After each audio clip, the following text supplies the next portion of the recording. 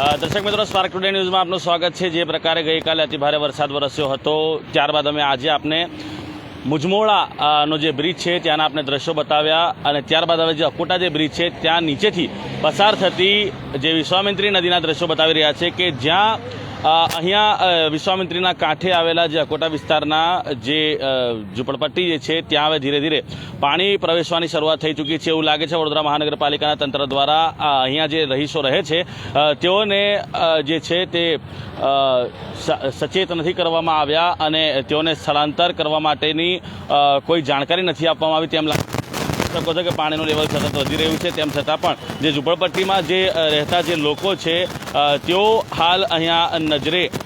જે નદીના નજરે જે છે નદીના કિનારે જે છે નજરે પડી રહ્યા છે। અત્યારનો મેં આપને અગર લેટેસ્ટ અપડેટ બતાવ્યો તો 9:38 કલાક સુધી આજવા ડેમની જે સપાટી છે તે 212.15 ફૂટ છે અને 9:56 કલાકની વાત કરીએ તો અકોટા બ્રિજ જે અમે આપને દ્રશ્યો બતાવી રહ્યા છે ત્યાં 30.70 ફૂટ અને ત્યારબાદ આસોદ જે ફીડર છે ત્યાં 4.49 ફૂટ અને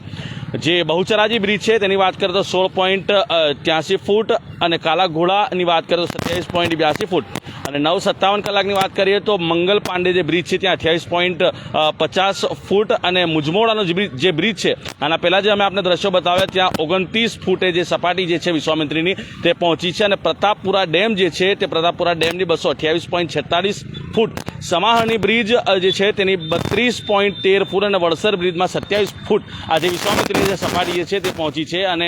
વારંવાર વડોદરા મહાનગરપાલિકાનું જે તંત્ર જે છે તેઓ દ્વારા જે નદી કાંઠાના જે વિસ્તારના જે લોકો જે છે તેઓને એલર્ટ કરવામાં આવ્યા છે અને તેઓને યોગ્ય સ્થળે જે છે તે યોગ્ય સ્થળે ખસી જવા માટે જે છે તે જાણકારી આપવામાં આવી છે। અહીંયા લોકો પાણી જે વધી રહ્યું છે, પાણીની સપાટી વધી રહી છે તે જોવાનો લાવો લઈ રહ્યા છે અને પોતાના જે મોબાઈલ ફોન છે તેમાં ફોટો અને વિડીયો કેદ કરી રહ્યા છે। આ કોઈ નવી વાત નથી। દર વર્ષે જ્યારે અતિભારે વરસાદ વરસતો હોય ત્યારે અતિભારે વરસાદ વરસવાના કારણે અહીંયા આ પ્રકારની સ્થિતિનું નિર્માણ જે વિશ્વામિત્રીના કાંઠાના જે વિસ્તારો જે છે ત્યાં સર્જાતો હોય છે। આપ જોઈ શકો છો કેટલી મોટી સંખ્યામાં વાહનો અહીંયા લોકો દ્વારા પાર્ક કરીને આ જે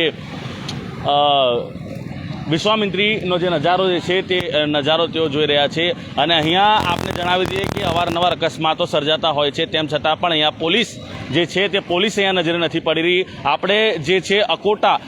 જે રેલવે લાઇન છે તે રેલવે લાઇનથી આ દાંડિયા બજાર 4 રસ્તા પાસેનો જે અકોટા બ્રિજનો જે ભાગ છે ત્યાં ઊભા છે, એટલે કદાચ અહીંયા રાવપુરા પોલીસ સ્ટેશનનો વિસ્તાર લાગતો હોય તેમ કહી શકાય અને પેલી બાજુ ગોત્રી પોલીસ સ્ટેશનનો અથવા તો અકોટા પોલીસ સ્ટેશનનો જે વિસ્તાર છે પહેલાં ગોત્રી પોલીસ સ્ટેશન લાગતું હતું અને હવે અકોટા પોલીસ સ્ટેશન લાગે છે। હવે જે આ જે નદી જે પસાર થઈ રહી છે તે કદાચ રાવપુરા પોલીસ સ્ટેશનમાં લાગતી હશે, કારણ કે અહીંયા જ્યારે વાહન ચેકિંગ કરવામાં આવતું હોય ત્યારે રાવપુરા પોલીસ સ્ટેશનનો સ્ટાફ અહીંયા ખડે પગે રહેતો હોય છે, પરંતુ આ જેમ જેમ પાણીનો સ્તર વધશે તેમ તેમ અહીંયા જે લોકોનો જે જમાવડો જે છે તે પણ વધે તેમ લાગી રહ્યું છે। એટલે મુજમોડા બ્રિજની વાત કરીએ તો મુજમોડા બ્રિજ પર પોલીસ કર્મીઓને તૈનાત કરવામાં આવ્યા છે, પરંતુ અહીંયા જે પ્રકારે ત્યાં અનિચ્છનીય બનાવ બની શકતો હોય તો શું અહીંયા કોઈ આત્મહત્યા જે છે તે પણ કરી શકે, એટલે કોઈ અનિચ્છનીય બનાવ જે છે તે અનિચ્છનીય બનાવ ન બની શકે તે પણ એક સવાલ છે। નાના નાના બાળકોની સાથે અને વડોદરા શહેરના જે લોકો છે, જે લોકો અહીંયા અકોટા બ્રિજ પરથી પસાર થઈ રહ્યા છે, તેઓ અહીંયા પોતાના વાહનો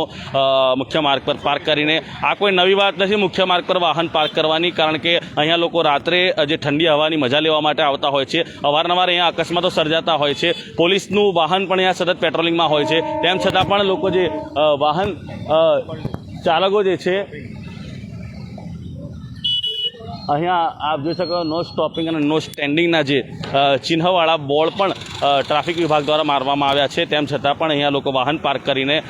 અહીંયા આ જે વિશ્વામિત્રીનો જે નજારો જે છે જોવા માટે અહીંયા પહોંચ્યા છે। સતત જે નદીનું જે જળસ્તર છે તેમાં વધારો નોંધાઈ રહ્યો છે, એટલે એક સમય એવો આવે કે જ્યારે અહીંયા જળસ્તરમાં વધારો નોંધાતો હોય ત્યારે આ તમામ જે ઝૂંપડા જે છે તેના ફક્ત અને ફક્ત છાપરા જ દેખાતા હોય છે। એટલે અહીંયા જે અહીંના જે રહીશો છે અકોટા ગામ પાસે એટલે રેલવે લાઇન પાસેનો આ ભાગ છે તે રેલવે લાઇન પાસે લોકોને અલર્ટ કરવામાં આવ્યા હશે કે કેમ તે પણ એક સવાલ છે। જો અલર્ટ કરવામાં આવ્યા હોય તો ધીરે ધીરે લોકો સ્થળાંતરિત થવાની શરૂઆત થઈ ગઈ હોત। અહીંયા જે કાંઠાના જે ભાગ જે છે તે કાંઠાના જે મકાનો જે છે તે મકાનોના જે રહીશો જે છે તે રહીશો હાલ નદી કિનારે ઊભા જે વિશ્વામિત્રીનું પાણી છે તે જોઈ રહ્યા છે, પરંતુ તેઓને પણ હવે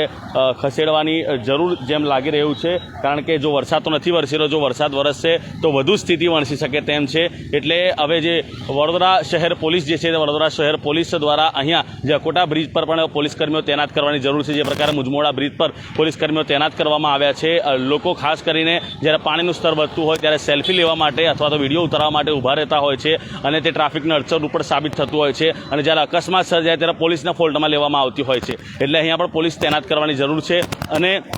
ખાસ કરીને નાના બાળકોનું આપ અવશ્ય ધ્યાન રાખો, કારણ કે અમુક લોકો જે છે, કાલે પણ અમે આપને એક લાઈવ બતાવ્યું હતું જેમાં નાના બાળકો બાળકોને ગળા સુધી પાણી આવી રહ્યું હતું, તેમ છતાં પણ બાળકો નહાવા માટે જે પૂરા ફ્લોમાં પાણી આવતું ત્યાં નાહવા માટે નીકળ્યા હતા. શું પોતાના જે વાલીઓ છે તેઓને બાળકોને નહીં પડેલી હોય? એટલા માટે અમે આપને એક રિક્વેસ્ટ કરીએ છીએ કે આપનું બાળક અગર બહાર નાહવા જતું હોય તો આપના ઘરની પાસે તેને વરસાદમાં નવાળો, પરંતુ કોઈ મુખ્ય માર્ગો પર જ્યારે આ પ્રકારની રેલ આવતી હોય, પૂર આવતી હોય, એટલે આપના બાળકોને ખાસ સાવચેતીપૂર્વક રાખજો. પછી જ્યારે કોઈ અનિચ્છનીય બનાવ બનતો હોય અને જ્યારે તે મોતને ભેટતો હોય ત્યારે આપણે તંત્રને ફોલ્ટમાં લેતા હોઈએ છીએ, તે તેઓને ફોલ્ટમાં લઈ શકાય. એટલે આપણે જ પ્રિકોશન અને આપણે જ આપણા બાળકોની